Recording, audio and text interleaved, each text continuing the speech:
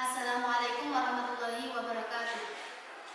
Pada kesempatan kali ini saya akan membacakan makro dari bab Qatil Thariq mengenai pembahasan jenis Qatil Thariq yang keempat, yaitu perampok yang hanya menakut-nakuti tanpa membunuh dan mengambil harta. Dalam fikih Islam, istilah Qatil Thariq sering diartikan sebagai pembegalan atau perampokan di jalanan yang mengganggu keamanan masyarakat, karena pelaku membuat orang menjadi takut untuk melewati suatu jalan karena adanya ancaman kekerasan, perampasan atau perampokan, serta intimidasi. Sementara itu, kasus kritik yang marak terjadi di Indonesia rata-rata dilakukan oleh sekelompok remaja di jalanan dan memiliki karakteristik yang mirip, yaitu melakukan intimidasi, bahkan terkadang sampai melakukan penyerangan kepada pengguna jalan. Walaupun kebanyakan kasus tidak selalu disertai penyerangan dan perampasan harta, tindakan kritik tetap termasuk bentuk kejahatan jalan yang dapat menimbulkan keresahan dan mengganggu keamanan. Bab Qatil Thariq dan kasus kritik dapat dikaitkan karena keduanya berkaitan dalam hal kejahatan di jalan yang dapat menimbulkan rasa cemas, takut, dan hilangnya rasa aman di masyarakat. Dalam perspektif Islam, tindakan semacam ini dipandang sebagai tindak kejahatan yang termasuk dalam kategori ifsadun fil ardh. Dasar hukumnya merujuk pada Quran Surat Al-Ma'idah ayat 33 yang menjelaskan tentang hukuman bagi orang-orang yang membuat kerusakan di bumi melalui kekerasan dan teror. Selanjutnya saya akan membacakan makro yang berkaitan dengan kasus tersebut.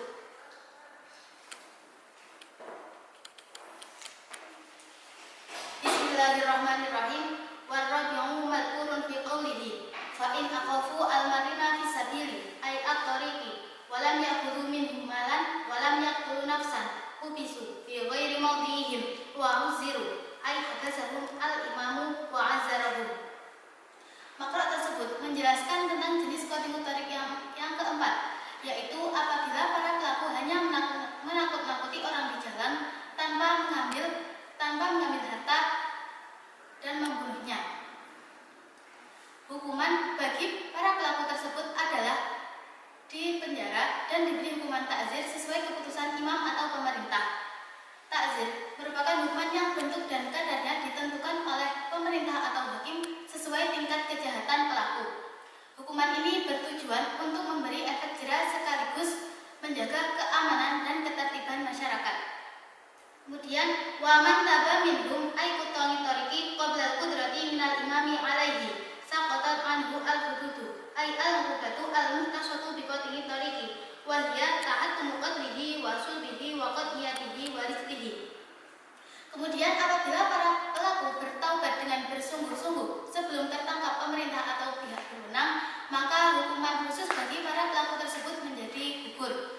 Hukuman khusus yang dimaksud meliputi hukuman mati, disalib, atau dipotong tangan dan kaki secara silang, sebagaimana yang telah ditentukan dalam hukum pidana Islam bagi pelaku perampokan berat.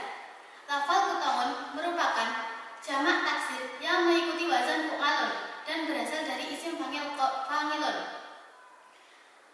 Wala yasqutu baqil hududi allati lillahi ta'ala kazinan wa saraqatin ba'da taubati. Namun demikian, taubat tersebut tidak serta-merta menggugurkan seluruh hukuman dan tanggung jawab pelaku. Hukuman yang berkaitan dengan hak-hak Allah seperti hukuman hukuman zina dan pembunuhan tetap berlaku apabila pelaku juga pernah melakukan tindak pidana tersebut. Artinya, taubat tidak secara otomatis menghapus hukuman atas semua jenis pelanggaran. Lafal zinan di sini tetap dibaca tanwin karena alif pada lafal zinan bukan alif taknis maksurah, melainkan alif yang mengalami perubahan dari ya, sehingga tidak ada hal yang menyebabkan lafal zinan termasuk dalam kategori isim ghairu munsharif. Wa fuhima min qawlihi wa ukhidha bidammi awwalihi bil huquqi ay allati tata'allaqu bil adamiyina ka qisasin wa haddi qadafin wa raddi malin annahu la yasqutu syai'un minha an Qatil Thariqi bi taubatihi wa huwa kadzalik. Dapat dipahami dari redaksi wa uhidha bil huquq bahwa pelaku bahwa pelaku tetap berkewajiban untuk menyelesaikan hak-hak yang berkaitan dengan hak manusia.